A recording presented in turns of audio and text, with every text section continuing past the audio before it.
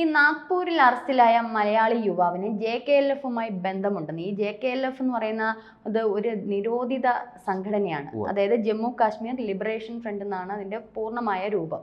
അപ്പൊ ഇതുമായി ബന്ധമുണ്ട്. ഒപ്പം തന്നെ പാക് ചാരസംഘടനയായ ISI ആയിട്ട് ബന്ധമുണ്ടെന്നാണ് ഇപ്പോൾ മഹാരാഷ്ട്ര ATS പറയുന്നത്. ഇതിന്റെ വിശദാംശങ്ങൾ എന്തൊക്കെയാണ്? തീർച്ചയായിട്ടും ഇത് സംബന്ധിച്ച് ഈ മലയാളി യുവാവ് കൊച്ചിക്കാരനാണ്. കൊച്ചി എടപ്പള്ളിക്ക് സമീപം എളമക്കരയിലെ കീർത്തിനഗർ എന്ന ആ സ്ഥലത്താണ് ഇയാൾ താമസിച്ചിരുന്നത്. ഇയാളുടെ പേര് റിജാസ് എന്നാണ്. ശരിക്കും മുഴുവൻ പേര് റിജാസ് എം ഷീബ സിദ്ദിഖി എന്നാണ് ഇയാളുടെ പേര്, മുഴുവൻ പേര്. ഈ റിജാസ് എം ഷീബ സിദ്ദിഖിൻ്റെ കൊച്ചിയിലെ വീട്ടിൽ പരിശോധന നടത്തിയാണ് നിരവധി ഡിജിറ്റൽ തെളിവുകൾ മഹാരാഷ്ട്ര ATS കണ്ടെടുത്തത്. ഇയാൾ ഏതാനും ദിവസം മുമ്പ് നാഗ്പൂരിൽ വെച്ചാണ് പിടിയിലായത്. ഒപ്പം ഒരു പെൺസുഹൃത്ത് കൂടെ ഉണ്ടായിരുന്നു. പെൺസുഹൃത്തിനെ പോലീസ് പിന്നീട് കുഴപ്പക്കാരിയല്ല എന്ന് കണ്ട് വിട്ടയച്ചു. പക്ഷേ റിജാസിനെ ഈ നിരോധിത മാവോയിസ്റ്റ് സംഘടനയുമായിട്ട് ബന്ധമുണ്ട് എന്ന സംശയത്തിലാണ് പിടികൂടിയത്. ആ തുടരന്വേഷണത്തിലാണ് ഈ ഞെട്ടിക്കുന്ന വിവരങ്ങൾ പുറത്ത് വരുന്നത്. എന്തായാലും മഹാരാഷ്ട്ര ATS സ്ഥിരീകരിച്ചതനുസരിച്ച് ഇയാൾക്ക് ഈ നിരോധിത സംഘടനയായ Jammu Kashmir liberation front JKLF എന്നത് ഒരു നിരോധിത സംഘടനയാണ്. വിഘടനവാദമാണ് അവരുടെ മുഖമുദ്ര. ആ സംഘടനയുമായിട്ട് ഇയാൾക്ക് ബന്ധമുണ്ട് എന്നാണ് മനസ്സിലാക്കുന്നത്. അതുപോലെ തന്നെ ഇയാളുടെ ഫോൺ നമ്പർ ട്രേസ് ചെയ്തപ്പോൾ അതിൽ നിന്ന് ഇംഗ്ലണ്ടിലേക്ക് UK ഒരു കോൾ വിളിച്ചിട്ടുണ്ട്. ഈ കോളിൻ്റെ വിശദാംശങ്ങൾ അന്വേഷിച്ച് പോയ പോലീസ്, മഹാരാഷ്ട്ര ATSും കേരള പോലീസിനും ഞെട്ടിക്കുന്ന വിവരങ്ങളാണ് ലഭിച്ചത്. ആ ഫോൺ നമ്പർ, ഇയാൾ വിളിച്ച ഫോൺ നമ്പറിന് പാക് ചാരസംഘടനയായ ISIയുമായിട്ട് ബന്ധമുണ്ട് എന്നാണ് ഇപ്പോൾ ലഭിക്കുന്ന വിവരം. എന്തായാലും ഇയാളുടെ വീട്ടിൽ നിന്ന് പെൻഡ്രൈവുകൾ, നിരവധി ഫോണുകൾ, അതുപോലെ പുസ്തകങ്ങൾ, ലഘുലേഖകൾ ഇതൊക്കെ പിടിച്ചെടുത്തിട്ടുണ്ട്. ഇയാളെ സംബന്ധിച്ച് കൂടുതൽ വിവരങ്ങൾ ഇതിനപ്പുറത്തേക്ക് പോലീസ് പുറത്തു വിടുന്നില്ല. എന്തായാലും ഈ പിടിച്ചെടുത്ത ഇലക്ട്രോണിക് ഉപകരണങ്ങൾ, ഈ ഡിജിറ്റൽ തെളിവുകൾ കൂടുതൽ അതിനകത്ത് എന്തെങ്കിലും ഉണ്ടോ എന്ന് കണ്ടെത്താൻ ഇയാളുടെ വാട്സാപ്പ് ചാറ്റുകൾ പരിശോധിക്കാനൊക്കെ ആയിട്ട് സൈബർ ഫോറൻസിക്കിന് ഇത് കൈമാറിയിട്ടുണ്ട്. അവർ അതിൻ്റെ ഈ ഡിജിറ്റൽ തെളിവുകൾ കൂടുതൽ ശേഖരിക്കാനുള്ള പരിശ്രമത്തിലാണ്. എന്തായാലും ഈ കാശ്മീരിൽ ഇയാൾ പിടിയിലാകാനുള്ള കാരണം, ഇയാൾക്കെതിരെ നിരവധി കേസുകളുണ്ട്. നേരത്തെ കളമശ്ശേരിയിൽ ഒരു സ്ഫോടനം നടന്നു, നമുക്കറിയാം. അവിടെ മാർട്ടിൻ എന്ന് പറഞ്ഞ ഒരാൾ പിടിയിലായി. അന്ന് പോലീസ് ചില മുസ്ലിം യുവാക്കളെ ചോദ്യം ചെയ്യാൻ വിളിപ്പിക്കുകയും അവരെ കസ്റ്റഡിയിലെടുക്കുകയും ചെയ്തിരുന്നു സംശയാസ്പദമായ സാഹചര്യത്തിൽ. അതുകൊണ്ട് അവരെ നിരപരാധികളായ മുസ്ലിങ്ങളെ പോലീസ് വേട്ടയാടുന്നു എന്ന് പറഞ്ഞ് ഇയാൾ അന്ന് വലിയ പ്രകടനവും പ്രതിഷേധവും ഒക്കെ സംഘടിപ്പിച്ചിരുന്നു. അതിൻ്റെ ഭാഗമായിട്ട് പോലീസ് ഇയാളെ അറസ്റ്റ് ചെയ്തിരുന്നു. എന്ന് വെച്ചാൽ ഈ ഇത്തരത്തിൽ സംഘർഷമുണ്ടാക്കാൻ, മതസ്പർദ്ധ ഉണ്ടാക്കാൻ ശ്രമിക്കുന്നു എന്ന് പറഞ്ഞാണ് അന്ന് അറസ്റ്റ് ചെയ്തത്. പിന്നീട് അയാളെ വിട്ടയച്ചു, ജാമ്യത്തിൽ വിട്ടയച്ചു. അത് കഴിഞ്ഞപ്പോൾ കഴിഞ്ഞ ദിവസം ഈ നമ്മുടെ കാശ്മീരിൽ 26 പേരെ പഹൽഗാമിൽ കൊലപ്പെടുത്തിയല്ലോ. ഉടുവസ്ത്രം അഴിച്ച്, പിന്നെ ഏറ്റവും നീചമായ രീതിയിൽ മതം ചോദിച്ച് കലിമ ചൊല്ലാൻ ആവശ്യപ്പെട്ട് ഒക്കെ കൊലപ്പെടുത്തി 26 പേരെ. ആ കൊലപ്പെടുത്തിയതിനെതിരെ അവിടുത്തെ ജില്ലാ ഭരണകൂടവും അതുപോലെ തന്നെ സൈന്യവും പോലീസും ഒക്കെ ചേർന്ന് ഈ ഭീകരരെ സഹായിച്ച ചില കാശ്മീരികളായ ഭീകരരെ ഐഡൻറ്റിഫൈ ചെയ്തു, തിരിച്ചറിഞ്ഞു. അവർ ഒളിവിലാണ്. അവരെ പിടികൂടുന്നതിന് മുമ്പ് കുറച്ചുപേരൊക്കെ പിടിയിലായി, പക്ഷെ കുറച്ചുപേർ ഒളിവിലാണ്.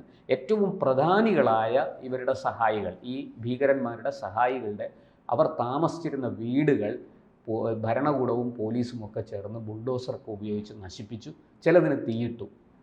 അപ്പോൾ സ്വാഭാവിക നടപടിക്രമങ്ങളിലേക്ക് അവർ പോയി. എന്തായാലും അതിനെതിരെ കൊച്ചിയിൽ പനമ്പള്ളി പാർക്കിന് സമീപം ഇയാൾ ഒരു പ്രതിഷേധം സംഘടിപ്പിച്ചു. ഈ കാശ്മീരി നിരപരാധികളായ കാശ്മീരികളുടെ വീടുകൾ തകർക്കുന്നു എന്ന് പറഞ്ഞ് അതിനെതിരെ പ്രതിഷേധം എന്ന് പറഞ്ഞാണ് സംഘടിപ്പിച്ചത്. ഇവർ 7 പേരാണ് അതിൽ പങ്കെടുത്തത്. ഇവരെ പോലീസ് അറസ്റ്റ് ചെയ്തു, പക്ഷേ ജാമ്യത്തിൽ വിട്ടയച്ചു. ഗുരുതരമായൊരു കുറ്റമല്ല, ഒരു വഴി തടസ്സപ്പെടുത്തി എന്ന ചാർജാണ് ചെയ്തിരിക്കുന്നത്. പക്ഷേ ഇയാളെ വിട്ടയച്ചു. പക്ഷേ എങ്കിലും പോലീസിന് സംശയം തോന്നിയിട്ട് സ്പെഷ്യൽ ബ്രാഞ്ചും IBയും ഇയാളെ ഫോളോ ചെയ്തു. ഇയാൾ ഇവിടുന്ന് നേരെ ഡൽഹിക്ക് പോയി. ഡൽഹിയിൽ ഒരു പത്രസമ്മേളനം നടത്തി. എന്നിട്ട് തിരികെ വരുമ്പോഴാണ് നാഗ്പൂരിൽ ഈ പെൺസുഹൃത്തിനെ, പൂനെക്കാരിയായ പെൺസുഹൃത്തിനെ കാണാൻ ഇയാൾ നാഗ്പൂർ ഇറങ്ങിയത്. ഈ കുട്ടിയെ അവിടുന്ന് വിളിച്ചു വരുത്തി. ഇയാളെക്കുറിച്ച് നിരവധി ആക്ഷേപങ്ങൾ വേറെയും കേൾക്കുന്നുണ്ട്. ഇയാളുടെ മതവിഭാഗത്തിൽ പെടാത്ത ഇതര മതവിഭാഗങ്ങളിൽ പെടുന്ന പെൺകുട്ടികളെ ഇയാൾ വലിയ രീതിയിൽ ലൈംഗികമായി ചൂഷണം ചെയ്യുന്നു എന്നൊക്കെയുള്ള ആക്ഷേപവും ആരോപണവും ഇയാൾക്കെതിരെ ഉയർന്നിട്ടുണ്ട്. അത് എത്ര സത്യമാണെന്ന് നമുക്ക് അറിഞ്ഞുകൂടാ. എന്തായാലും അതിനെ സംബന്ധിച്ച് പോലീസ് ഇപ്പോൾ കൂടുതൽ വിവരങ്ങൾ പുറത്തുവിട്ടിട്ടില്ല. നാഗ്പൂർ പോലീസിൻ്റെ കസ്റ്റഡിയിലാണ് ഇയാൾ ഉള്ളത്. അപ്പോൾ ഇയാളെ ആ ഒരു അങ്ങനെ എന്തോ ഒരു പരാതി ലഭിക്കുകയും അതിൻ്റെ ഭാഗമായിട്ടാണ് നാഗ്പൂരിൽ ഇയാളെ പോലീസ് അന്വേഷിച്ച് ചെല്ലുന്നത്. പക്ഷേ പിടികൂടി കഴിഞ്ഞപ്പോഴാണ് ഈ IBയുടെയും അതുപോലെ തന്നെ കേരള പോലീസിലെ രഹസ്യാന്വേഷണ വിഭാഗത്തിൻ്റെയും ഒക്കെ വിവരങ്ങൾ അവിടെ കിട്ടുന്നത്. അങ്ങനെ മഹാരാഷ്ട്ര ATS ഇയാളെ കൂടുതൽ ചോദ്യം ചെയ്യുകയും ലഭ്യമായ തെളിവുകളുടെ അടിസ്ഥാനത്തിൽ നേരെ കൊച്ചിക്ക് വരികയും ചെയ്തു. കൊച്ചിയിൽ ഇയാളുടെ വീട് പരിശോധിച്ചപ്പോഴാണ് അവർ ഞെട്ടിക്കുന്ന വിവരങ്ങൾ മനസ്സിലാക്കുന്നത്. എന്തായാലും ഇയാളിപ്പോൾ ഈ പറഞ്ഞതുപോലെ നാഗ്പൂർ പോലീസിൻ്റെ കസ്റ്റഡിയിലാണ്. ഇയാൾ ഡെമോക്രാറ്റിക് സ്റ്റുഡൻസ് അസോസിയേഷൻ DSA എന്ന് പറയുന്ന ഒരു വിദ്യാർത്ഥി സംഘടനയുണ്ട്, അതിൻ്റെ പ്രവർത്തകനുമാണ് എന്ന് പറയുന്നു. ഒപ്പം തന്നെ ഈ ഷീബ സിദ്ദിഖ്, ഇയാളുടെ മുഴുവൻ പേരങ്ങനെയാണ്, റിജാസ് M ഷീജ സിദ്ദിഖ്. ഇയാൾ നേരത്തെ അറസ്റ്റിലായ നമ്മുടെ ഹത്രാസിൽ കലാപം നടത്താൻ ശ്രമിച്ചു എന്ന് പറഞ്ഞ് UP പോലീസ് കേസെടുത്ത ഒരു മാധ്യമ പ്രവർത്തകനുണ്ട്, സിദ്ദിഖ് കാപ്പന് വേണ്ടിയും വലിയ തോതിൽ ഇയാൾ രംഗത്ത് വരികയും വലിയ പ്രതിഷേധങ്ങൾക്ക് നേതൃത്വം നൽകുകയൊക്കെ ചെയ്തയാളാണ്. സിദ്ദിഖ് കാപ്പനുമായി ഇയാൾക്ക് ബന്ധമുണ്ട് എന്നിപ്പോൾ പോലീസ് സ്ഥിരീകരിച്ചിട്ടുണ്ട്. ആ വഴിക്കും സിദ്ദിഖ് കാപ്പനും ഇയാളുമായിട്ട് മറ്റെന്തൊക്കെ ഇടപാടുകളുണ്ട്, ഇവർ ഒന്നിച്ചു ചേർന്ന് സിദ്ദിഖ് കാപ്പൻ നമുക്കറിയാം UAPA ചുമത്തപ്പെട്ട ഒരു കേസിലാണ് ഇപ്പോൾ ജാമ്യത്തിൽ കഴിയുന്നത്.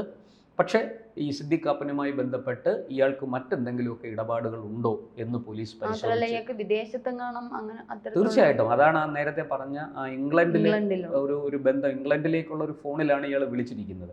ആ ഫോൺ നമ്പർ ട്രേസ് ചെയ്തപ്പോഴാണ് അതിന് ISI ബന്ധം മഹാരാഷ്ട്ര ATS കണ്ടെത്തിയത്. അതിൻ്റെ അന്വേഷണം പുരോഗമിക്കുന്നുണ്ട്. ഇയാൾക്ക് അല്ലാതെ എന്തെങ്കിലും ബന്ധം ഇയാൾക്കുണ്ടോ, വിദേശ ബന്ധമുണ്ടോ എന്നൊക്കെ ഉള്ളത് ഇനി കൂടുതൽ അന്വേഷണത്തിൽ തെളിയേണ്ടതാണ്. എന്തായാലും അതിൻ്റെ വഴിക്ക് മുന്നോട്ട് പോകുന്നുണ്ട് മഹാരാഷ്ട്ര ATS. ആൻറ്റി ടെററിസ്റ്റ് സ്ക്വാഡാണ് ഒരു പ്രത്യേക ഇതോടുകൂടി ഇത് അന്വേഷിക്കുന്നത്. ബാക്കി ഇനി അവർ വിവരങ്ങൾ തന്നാലേ നമുക്ക് അത് പുറം ലോകത്തെ അറിയിക്കാൻ സാധിക്കുകയുള്ളൂ. എന്തായാലും ഒരു കാര്യം സത്യമാണ്, ഈ പറഞ്ഞതുപോലെ ഈ UAPA ചുമത്തപ്പെട്ട സിദ്ദിഖ് കാപ്പനുമായിട്ട് ഇയാൾക്ക് ബന്ധമുണ്ട്. ഇയാൾ പറയുന്നത് സ്വതന്ത്ര മാധ്യമ പ്രവർത്തകൻ എന്നാണ്. ഇയാൾ സ്വന്തമായിട്ടൊരു YouTube ചാനലൊക്കെ ഇയാൾക്കുണ്ട് എന്ന് പറയപ്പെടുന്നു. അതുപോലെ തന്നെ ചില സംശയാസ്പദമായ ചില ഓൺലൈൻ മാധ്യമങ്ങൾ, അതുപോലെ തന്നെ അല്ലാതെ ചില മാധ്യമങ്ങൾ, ജമാഅത്ത് ഇസ്ലാമി പോലെയുള്ള സംഘടനകളുമായി ബന്ധപ്പെട്ട ചില മാധ്യമങ്ങൾ, അതിലൊക്കെ സ്ഥിരമായിട്ട് ഇയാൾ എഴുതാറുണ്ട്. ഈ എഴുതുന്നത് കൂടുതലും രാജ്യവിരുദ്ധ, ദേശവിരുദ്ധ ലേഖനങ്ങളും മറ്റുമൊക്കെയാണ്. പ്രത്യേകിച്ചും മതസ്പർദ്ധ ഉണ്ടാക്കാൻ പറ്റുന്ന വിധത്തിൽ, അതുപോലെ തന്നെ രാജ്യത്തെ നമ്മുടെ സൈന്യത്തിനെതിരെ, ഭരണകൂടത്തിനെതിരെ ഒക്കെ, ഭരണകൂടത്തെ നമുക്ക് വിമർശിക്കാം, പക്ഷെ ഭരണകൂടത്തെ പ്രതിസ്ഥാനത്ത് നിർത്തിക്കൊണ്ട് ഈ പറയുന്നത് പോലെ ഒരു പ്രത്യേക മതവിഭാഗത്തിനെ ശത്രുവാക്കുന്ന രീതിയിൽ അത്തരത്തിലുള്ള ആ പ്രൊപ്പഗാൻഡ ഇപ്പോൾ തിരിച്ചറിഞ്ഞിട്ടുണ്ട് നമ്മുടെ പോലീസ്. അതുകൊണ്ട് തന്നെ ഇയാളെ സംബന്ധിച്ച് കൂടുതൽ വിശദമായ അന്വേഷണങ്ങളിലേക്ക് പോകേണ്ടതുണ്ട്. ഈ സ്വതന്ത്ര മാധ്യമ പ്രവർത്തകർ എന്ന് പറഞ്ഞ് ഇപ്പോൾ ഒരു സംഘം ഇറങ്ങിയിട്ടുണ്ട്. പ്രത്യേകിച്ചും ഈ പോപ്പുലർ ഫ്രണ്ടിൻ്റെ മുഖപത്രമായിരുന്ന തേജസ് പൂട്ടിയതോടുകൂടി തേജസ് പത്രം അച്ചടി നിലച്ചുപോയി, അത് പൂട്ടി. ഇപ്പോൾ അതിൻ്റെ ഓൺലൈൻ മാത്രമേ ഉള്ളൂ.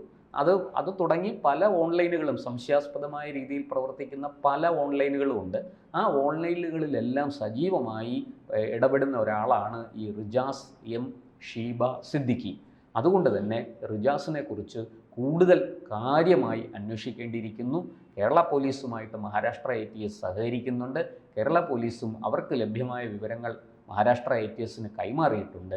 എന്തായാലും നമുക്ക് ഈ JKLFുമായിട്ട് അടുത്ത ബന്ധം പുലർത്തിയ റിജാസിൻ്റെ കൂടുതൽ വേരുകൾ എവിടെയൊക്കെയാണ് ആഴ്ന്നിറങ്ങിയിരിക്കുന്നത്, ആരൊക്കെയായിട്ടാണ് ബന്ധം, ഈ പറയുന്നത് പോലെ പാക് ചാരസംഘടനയുമായിട്ട് ഇയാൾക്ക് എന്താണ് ബന്ധം, എന്തിനാണ് ഇംഗ്ലണ്ടിലേക്ക് വിളിച്ചത് തുടങ്ങിയ ചോദ്യങ്ങൾക്ക് ഉത്തരം കിട്ടേണ്ടിയിരിക്കുന്നു.